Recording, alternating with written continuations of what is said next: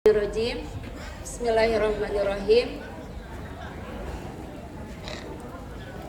Alhamdulillahirabbil alamin. Wassalatu wassalamu ala Rasulillah Nabiullah Muhammad sallallahu alaihi wasallam. Rabbi shrah li sadri wa yassir li amri wahlul 'uqdatam min lisani yafqahu qawli.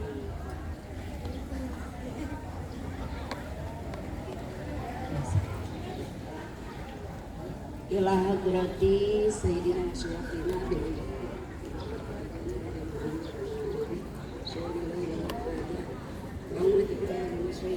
Bismillahirrahmanirrahim.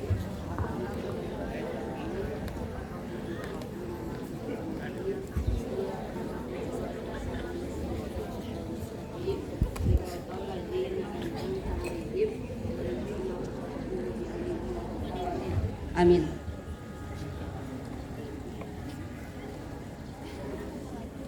Allahumma shalli ala sayyidina Muhammadin al-fatih lima ughliqa wal khatimi lima sabaqa nasiril haqqi bil haqqi wal hadi ila siratikal mustaqim wa ala alihi haqqa qadrihi wa miqdarihi al-azim.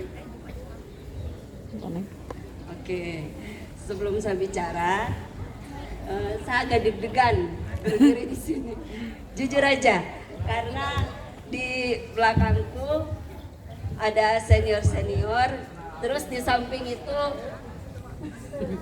sebenarnya bukan apa ya, sambil menghilangkan saya punya deg-degan ya, apa namanya, jujur aja, sebenarnya lebih banyak, lebih pantas di sini kan banyak ustadz ya, sebenarnya mungkin ya banyak ustadz, banyak ustazah.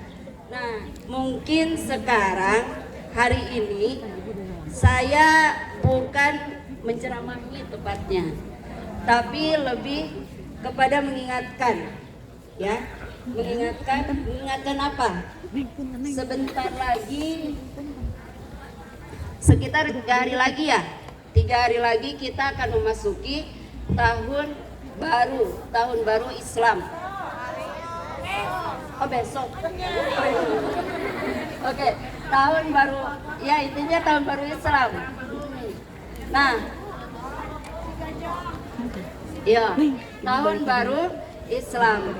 Di mana tahun baru Islam ini berarti di tahun ini umur kita berkurang, usia yang bertambah.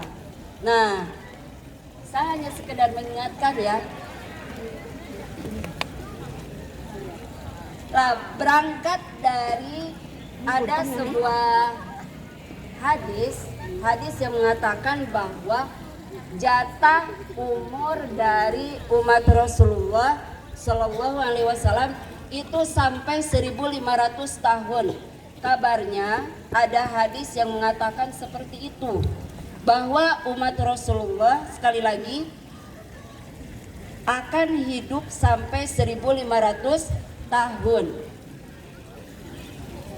Bagaimana reaksi kita ketika kita mendengar itu, sedangkan besok sudah memasuki tahun 1444. Berapa tahun lagi kita hidup? 6 tahun lagi. Deg-degan kah tidak? Iya, tapi Alhamdulillah kabarnya hadis itu merupakan hadis dengan derajat maudhu. Apa itu derajat maudhu? Artinya hadis itu adalah hadis palsu, bukan hadis sahih. Iya, bukan hadis sahih. Nah, tapi terlepas dari itu semua, perhatikan semuanya.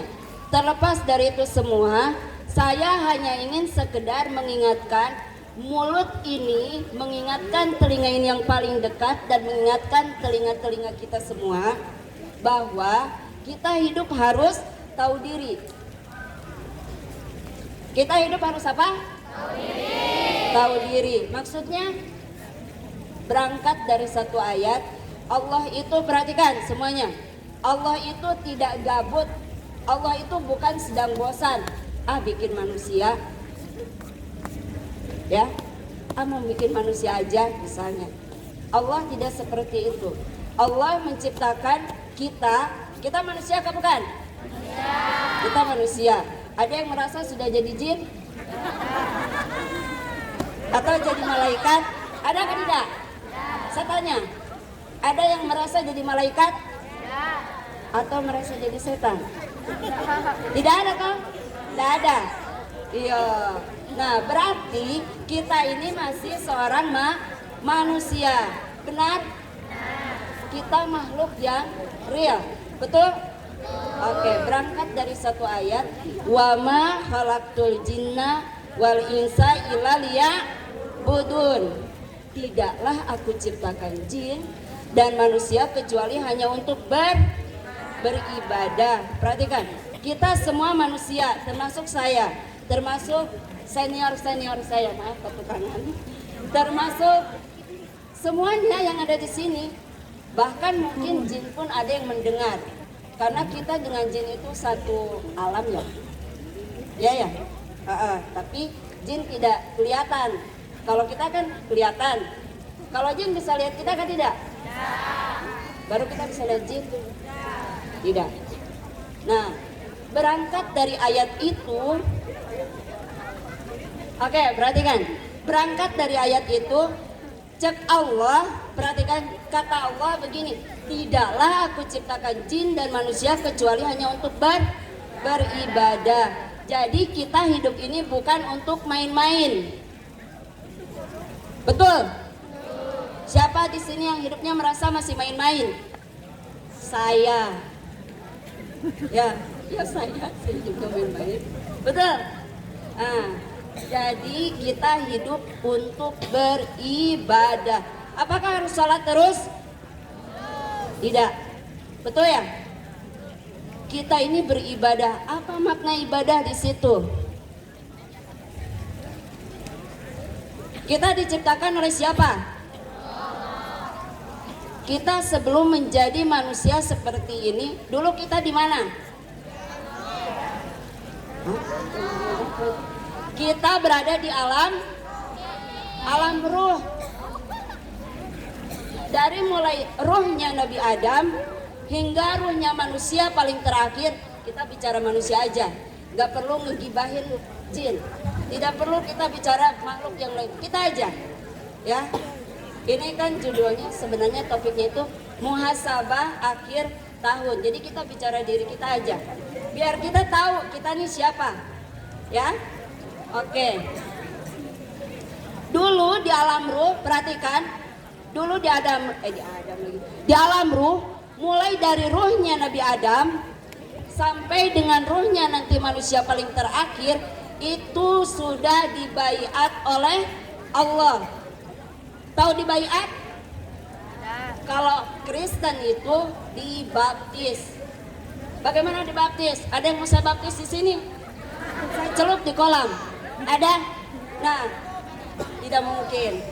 Dulu ya, itu dulu saya bicara dulu, bukan bicara saya saja. Ini bukan bicara isi kitab, tapi bicara kita dulu. Dulu kita di alam ruh, sebelum kita terbentuk seperti ini, kita sudah dibaiat oleh Allah. Singkat ceritanya begini. Cek Allah ditanya, apakah aku Tuhan kalian? Di sana ruh-ruhnya kita bilang begini, bala syahidna, betul, engkau adalah Tuhan kami. Nah, pas kamu lahir, kita pindah ke alam mana? Ke alam rahim. Nanti guru IPA yang jelaskan, saya enggak usah, ya. Nah, setelah itu kita di alam rahim. Di alam rahim usia 4 bulan. Nanti yang dijelaskan ada perpaduan, ada yang ya nggak usah dijelasin. Di situ 4 bulan yang dari alam ruh itu dihembuskan ke perutnya kita punya mama. Dihembuskan seperti itu. Makanya usia 4 bulan, perhatikan semuanya, usia 4 bulan banyak ibu-ibu hamil yang bikin apa? Bikin syukuran. Betul tidak? Betul, karena apa? Ruh kita masuk.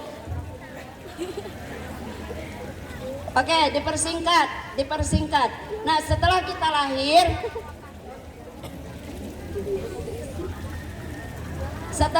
lahir, perhatikan, kita hidup di dunia ini. Perhatikan semuanya. Kita hidup di dunia ini terlahir sebagai manusia.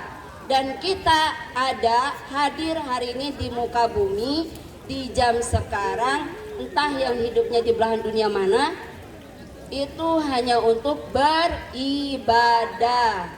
Dan ingat, Allah menciptakan kita, makna ibadah yang pertama apa? Allah ingin memperkenalkan zatnya kepada hamba bahwa aku adalah Tuhanmu. Perhatikan, Allah tidak butuh kita untuk menyembah. Kalian sholat duha, kalian menghadap kemana? Ke kiblat. Kita menghadap kepada Allah. Sholat duha makan sunnah ya. Becek orang tasawuf, kata orang ahli-ahli fikih gini, kau mau sholatkah, kau mau tidakkah, sholat duha tidak jadi masalah. Kenapa? Tidak berdosa. Apakah kamu yang tidak haid berdosa kan tidak kalau tidak sholat ini duha? Tidak. Cuman kata ahli tasawuf, kita rugi. Mengapa demikian? Karena kita tidak mengambil keuntungan. Ketika, perhatikan semuanya, kita hadapkan, kita punya badan ke kiblat. Ketika kita hadapkan, kita punya badan ke kiblat, kita sedang menyembah Allah. Pertanyaannya, apakah Allah butuh disembah? Apakah Allah butuh disembah? Allah nggak usah narsis. Allah nggak narsis pun Allah sudah Tuhan. Betul tidak? Betul. Beda kan kayak kita? Iya kan tidak? Kita itu selalu butuh pengakuan dari orang. Karena apa? Kita bukan Tuhan. Sederhana. Dari mulai Adam hingga sampai terakhir tidak menyembah Allah, Allah tetap Tuhan, Allah tetap agung. Yang pertama, makna untuk beribadah adalah Allah ingin memperkenalkan zatnya kepada hambanya. Yang kedua, ibadah di sini adalah ibadah yang sifatnya luas. Jangan pernah kamu memaknai ibadah hanya sholat saja, hanya ngaji saja, berdoa saja. Kalian beribadah, saya selalu contohkan seperti ini. Kau datang dari mana? Dari rumah masing-masing. Dengan kita membaguskan niat, kamu masuk di gerbang, kamu masuk ke kelasmu masing-masing. Kau duduk di situ, ada guru masuk, kau belajar, kau niatkan dengan membaca apa? Bismillah, itu sudah terhitung ibadah. Baik gurunya pas mengajar baca bismillah, dan kalian murid-murid membaca bismillah, itu sudah terhitung ibadah. Segala amal yang baik yang diridhoi oleh Allah dimulai dengan membaca bismillah bisa bernilai ibadah. Jadi ibadah ini ada yang sifatnya lurus langsung ke Allah, tapi ingat, jangan pernah artikan Allah di atas, ya. Jangan pernah kita mengartikan Allah ada di atas. Contoh, anak kelas 9 di atas, anak kelas 8 di bawah. Kalau kita mengatakan Allah di mana? Allah di atas. Apa bedanya Allah dengan anak kelas 9? Maksudnya Allah di atas segalanya. Paham ya? Oke. Ibadah yang langsung sifatnya ke Allah, sholat. Makanya kan sholat jangan pernah main-main. Sholat ketika kita Allahu Akbar, sholat. Jangan kau main-main. Kalau ngaji, berdoa, ketika kamu berdoa, contoh, sambil contoh ketika kamu berdoa mau belajar, jangan berdoa sambil cekikikan. Jangan berdoa sambil ketawa-ketawa. Masa kita di hadapan Allah kayak begitu? Perhatikan. Kalian pernah lihat orang Kristen berdoa? Saya salut sekali dengan orang Kristen. Salutnya apa? Mereka itu, padahal kita tahu ya, di sini nggak ada Kristen, jadi aman. Ya, perhatikan. Orang Kristen itu ketika ibadah, mereka itu sungguh-sungguh. Bagaimana sungguh-sungguhnya? Mereka langsung, maaf, saya sedang tidak bertasyabuh atau mengikuti gayanya orang Kristen. Tidak. Mereka begini, Tuhan Bapa, Tuhan Ibu, Tuhan Anak, dicium tangannya, baru mereka betul-betul khusyuk namun kurang mah. Dan mereka meminta di situ. Coba bagaimana kita? Kita itu kan disuruh disunahkan begini, mau beginikah atau mau begini atau diam aja tangannya, tapi kita hati bagaimana? Banyak yang main-main. Banyak kau minta pintar, kau minta otakmu di mudah untuk mencerna pelajaran, tapi kau main-main dengan Allah. Kau siapa? Kalian siapa? Kita ini butuh Tuhan, kita butuh Allah. Nah, macam ini lihat, anak-anak dia berdiri begitu. Setengah. Oke, berikutnya ibadah yang sifatnya apa? Sesama, yang sifatnya horizontal. Kita nih, kamu menghormati guru yang lebih tua, ya, menghormati yang lebih tua, itu juga ibadah. Karena apa? Kan cek Rasul, kalian harus menghormati yang lebih tua, berbakti kepada orang tua. Orang tua tuh banyak. Ada orang tua biologismu. Siapa orang tua biologismu? Kau punya mama, kau punya bapak di rumah. Betul? Terus ada yang karena mereka kita punya ilmu. Siapa? Bapak dan ibu guru. Berkahnya di situ.